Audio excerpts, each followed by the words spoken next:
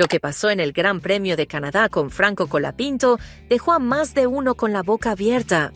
Y no fue por una maniobra espectacular o un accidente dramático. No, lo que realmente sorprendió fue cómo su propio equipo, Alpine, parece haberle dado la espalda en el momento más crucial. ¿Sabes lo que dicen muchos en el paddock?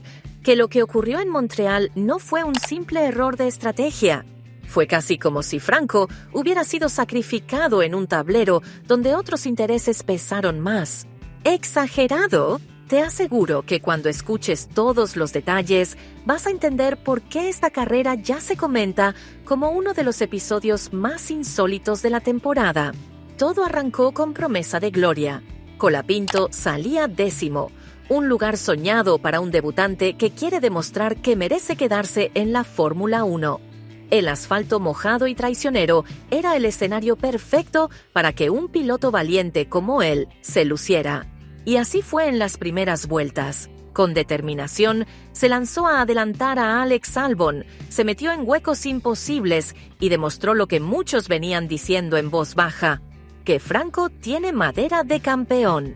Pero mientras él peleaba como un león en la pista, algo muy distinto se cocinaba desde el muro de Alpine, algo que terminó transformando esa ilusión en un verdadero calvario.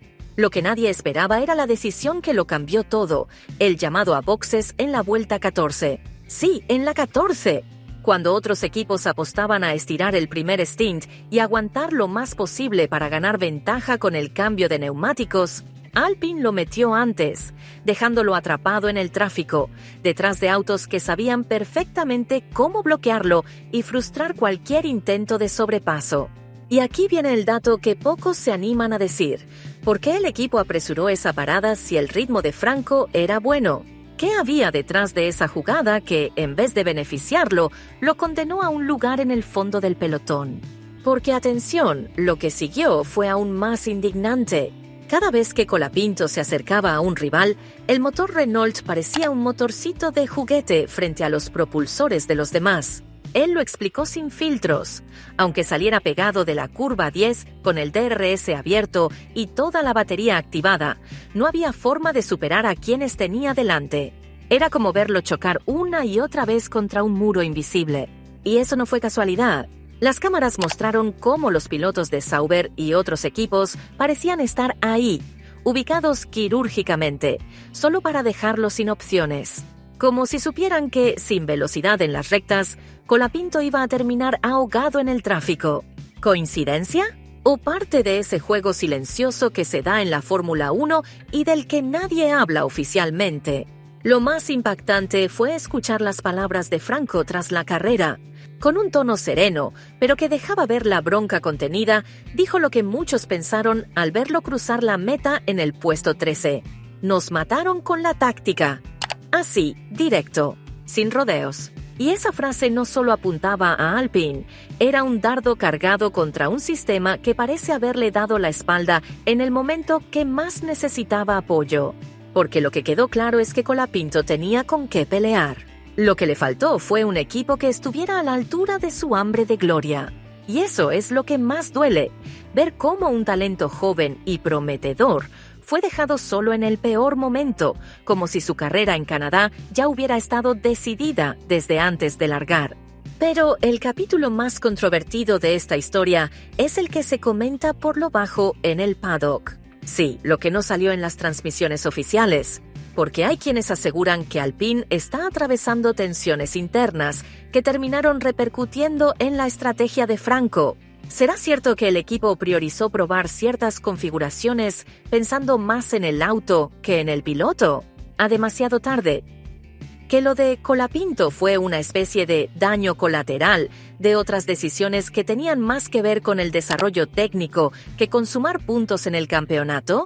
Nadie lo dice en público, pero los gestos, las caras largas y los silencios después de la carrera hablaron por sí solos. Algo no cerró, y el gran perjudicado fue el argentino.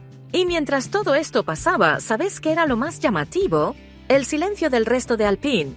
Porque mientras Colapinto daba la cara, explicaba, se hacía cargo de su parte y hasta defendía su desempeño, desde el equipo no hubo grandes explicaciones ni autocrítica pública. Como si todo se hubiera reducido a así salió y punto. Un silencio que, para muchos, dice más que 1000 palabras. Porque cuando un piloto joven se queda sin respaldo, el mensaje es claro: estás solo contra el mundo. Y Franco lo vivió en carne propia en Canadá. Y aquí viene la gran pregunta que todos se hacen: ¿qué va a pasar ahora? Porque lo que quedó claro es que Colapinto no se va a quedar callado. Su forma de enfrentar las cámaras, de señalar lo que no funcionó, de plantarse frente a un resultado que no reflejó su verdadero nivel, dejó en evidencia que no es un piloto dispuesto a conformarse. Los próximos grandes premios serán clave. Austria y Gran Bretaña no solo serán oportunidades para sumar puntos, serán escenarios donde Colapinto buscará, más que nunca, demostrar que lo que pasó en Canadá no fue culpa suya. Que el talento está, que las ganas sobran, y que lo único que falta es que el equipo juegue para él y no en su contra. Lo que vimos en Montreal fue el capítulo más polémico de su corta historia en la Fórmula 1, pero todo indica que la novela recién empieza, y te aseguro que los próximos episodios prometen ser igual o más intensos.